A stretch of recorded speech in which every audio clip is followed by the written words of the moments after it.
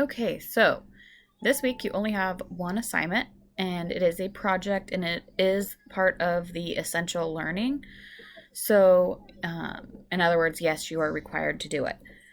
Here are the directions. I'm not going to read them because I'm going to explain it anyways. So, if you scroll down, you have a menu, and you are doing all of the appetizers. So, there's mozzarella sticks, and then there's this problem that you're going to do: house egg rolls, onion rings, and boneless wings. So you're doing all of these problems here.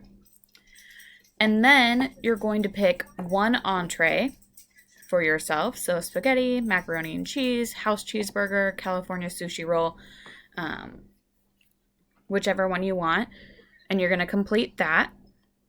And then you're going to pick one dessert and complete that problem. You can do all of these problems on a separate piece of paper, like blank piece of paper that you have at home, and then scan it in or take a picture and then put it on Canvas. Or, sorry, that was my dog. Or you can print out this worksheet here and do the work here, whatever you prefer. If you do it on a blank piece of paper, make sure you organize your work so I can tell which one is the mozzarella sticks, which entree you picked, which dessert you picked, the graph clearly marked, which appetizer you solved in what spot. Just make sure your work is very organized or very labeled so that I can easily find all your work and you get a good grade and I don't miss anything. So you are doing a total of 1, 2, 3, 4, and then one of these, so 5, and one of these, making 6 problems for your required critical essential learning for this week.